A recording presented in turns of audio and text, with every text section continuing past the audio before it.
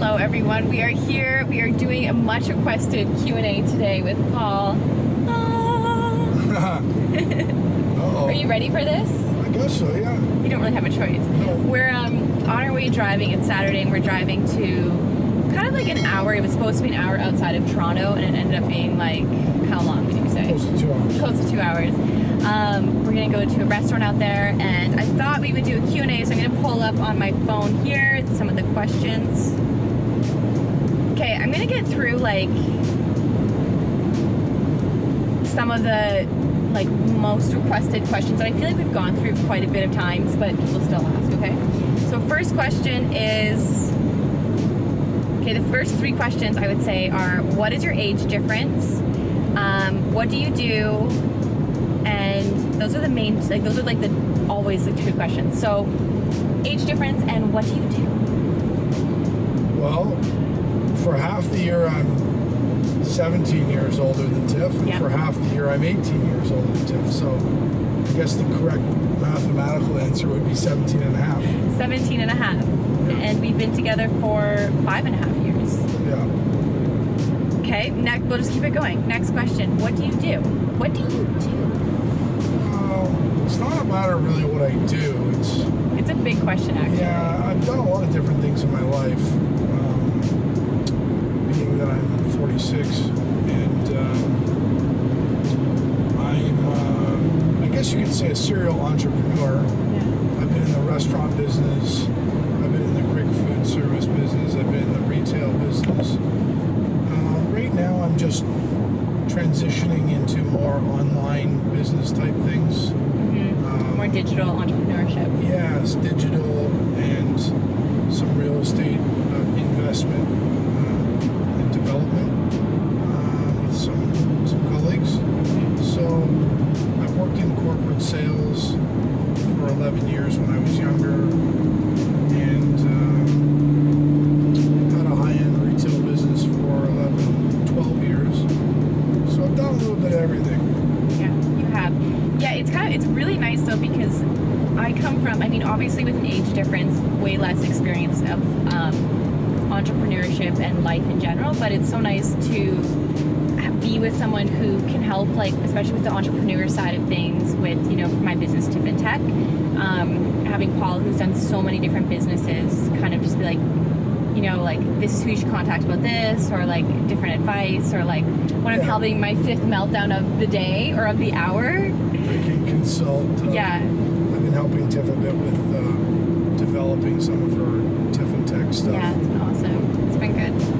Okay, so here's a good question. Who asked to go out first? Ooh. Well, essentially I did. And it was in the midst of a casual conversation. We kind of got paired up with two groups of people at a restaurant in Toronto, and I was out with a couple guys, business colleagues of mine.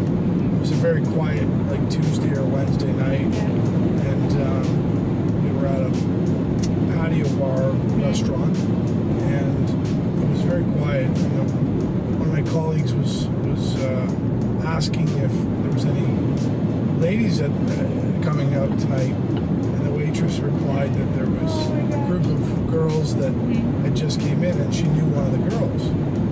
So ultimately we ended up pairing up the groups, and Tiff and I eventually started talking throughout the night. And I thought she was like 28 or 29, just because she was had my hair, my makeup. Yeah, dressed up so nicely. And I thought he was younger. Yeah, she thought I was like 37, 38. So I think we probably thought there was like a 10-year age difference, but it was much more. So we were talking, and I said to her, I said, "Oh, how old are you?" And she's like, "I'm 24." And I was like, "Oh, okay." And she's like, "How old are you?" And I'm like, "I'm 41." And she's like, "Oh, okay, cool." And I'm like, "Is that too old to ask you out?" Like, she's like, she just kept continuing on with our conversation. Yeah, it's like, whatever. Like, and then I was like, yeah, but back to what I said like a few sentences ago, am I too old to ask you out? I was like, no. She's like, no, I don't care. Yeah. She's like, let's do it. It's just a number, and if you click with someone, like, you click with someone. Tiff's a very old 29, and I'm a very young 46. Yeah, I am. I'm an old soul, and you're a young soul, I would say. Now I've divulged to everybody that I'm 46. So Yeah, exactly. hopefully you guys think I look okay for 46. Give a thumbs up if you think he looks good for 46. All right. Well, I said in one of my recent videos that I'm 29, so they could do the math based on our age gap, regardless. So, by the way, you're turning in 1.7 kilometers, exit 1. Okay. Exit left, which is right. Exit right. I've been so bad lately at here. Your rights and your lefts. With my rights and my left. I don't know why, but I'll say to him, exit left, and it's really exit right, and it's... She can build a game or a website from scratch with code, but she can't figure out what's left. Can't figure out directions, apparently. What's next? The next question Hopefully I'm is... passing. I think you're passing so far. Oh, here's a good question. I'm going to put my rally cap on for this one. Yeah, exactly. Next question is, how does your busy schedule meet with his? That's a good question. How do we kind of maintain everything with our busy schedules? Well, I think the main thing is we just take time to plan out our weeks. Going this way. And we also plan out time to hang out with each other. So it's a top priority in our relationship, right? Yeah. So we make time for each other, and obviously we make time for our respective businesses and our dogs and so on and so forth. And most importantly, golf. Golf is life. Like, I'm a golf wife for half the year and a football wife for the other. Like, he's golf. Golf is closing and football is starting. Yeah, but you play golf, but you watch football. That's the difference. Correct.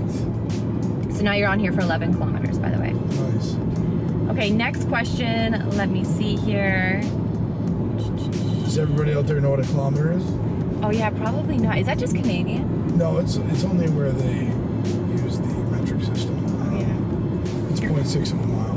Here, 1 second. We're getting a little shaky. A little shaky here. Oops. Okay. We had some technical difficulties. We're back. We're back in action. 1 second here. Okay, so next question is, what do each of you struggle to understand the most about each other? Ooh, that's a good question. Well, I think Tiff, she gets very stressed about things very easily. Yeah, I do. Not necessarily everything, but certain things she gets really worked up. Yeah. And again, I have a little bit of an unfair advantage because the older you get, the more you realize that there's no point in worrying about things that you can't control. And worry about the things you can control. So it sounds kind of simple and sounds kind of cliche, but if you really can't control something that's about to happen, there's no point in worrying about it. Yeah. Because it's going to happen. It's true, and I do worry a lot. Like, I get better now, but I just used to get really stressing. Yeah, and it's just like, whether it's an event or a meeting or a discussion or whatever it is, or travel plans or life plans, it's, you have to learn to roll with the punches and just realize that you can't always pre-plan your life. Meaning you can have a goal, and I like short and medium term goals, and I like to just keep adjusting them. I don't really believe in long-term goals, because if you keep adjusting your short and mediums, you don't really need a long-term. Yeah, that's true. And you adjust your short and mediums based on what's going on in your life, right? Yeah. But I feel like people think that their life is going to play out in a certain way over the next 10, 20, 30, 40 years. And if it doesn't, they deem themselves a failure, or they deem themselves to be, not successful or less successful. And that's really not the case. You don't always know what's around the next corner, good or bad. So I think the key is to be flexible and to really try your best to not let things get you down. Yeah. Because you only get today once. Yeah, exactly. No, I love that, and it's so true. It's something, when I first met Paul, I was someone who was so, like, I stressed about things 20 years from now that might never even happen, or just making all these scenarios in my head. And then, like, through you, like, and through being together, one thing I learned is that just to take it day by day and to enjoy the day. And if you don't get that job, if you are worried about a job interview, or whatever big goal you're working towards, yes, of course it's gonna be stressy, but you don't need to let it consume you and just like let it eat you up, because it's okay. Other things will happen as well, I think, you know what, to be honest, like for the question on my end, where what I struggled the most with to understand about you, I would say, and it's what I want, like I'm working towards that, but it's not natural for most people, is to not care what people think of you. And I think like that's something I'm working on, like not in like a vain way, but you know, like you just are so good at just being like, well, if they don't like me, that's fine, or if I'm not their cup of tea, that's fine. And I'm working on that. Yeah. Don't be a people pleaser. Don't be a people pleaser. Yes. Exactly. You can't please everyone. Yeah, and you shouldn't. Like, if you're pleasing everyone, then, like... There's a problem. There's a problem. You need to be your own person. Yeah, I always like to say, the sun rose this morning, the sun will set tonight. If the sun doesn't rise tomorrow, it's time to say goodnight. I like that. And which that means is, if you're not here tomorrow, you don't have to worry about it. Yeah. Right? Exactly. So there's no point in worrying about it today, kind of. That's it. Yeah, Whatever happens today, the sun's going to set, and the sun's going to rise tomorrow. Yeah. It doesn't really matter what happens. Yeah. Right? I love and that. if it doesn't, it means you're not here anymore. Yeah, exactly. Okay, next question is, who is the better cook? Ooh, it's mysterious. He is. I think? I don't think so. No?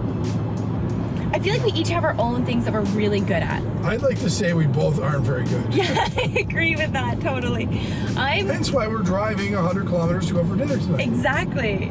No, we're both not big cooks. I mean, I think when we have more free time, we will be. Like, we like to cook, it's just we don't have a ton of time, so we end up going to different restaurants or like getting... Quick food. Yeah, quick healthy meals. Quick Yeah, meals, yeah. But Paul's really good at cooking chili. Like, that's his specialty, I would say. And chili breakfast. Yeah, chili breakfast is good. Tiff's really good at lasagna. I am. She's really good at nachos. Yeah. Which isn't exactly a lot of cooking, but it's a talent. She has a good style of nacho construction. Yeah. What else do you make that's good? I think those are my main two, to be honest. Your Mexican bowl thing is really like good. A stir fry kind of. Okay, what is your best memory you and Paul shared together? That's a tough one. Best memory? Say one of, because I know there's a lot. Really?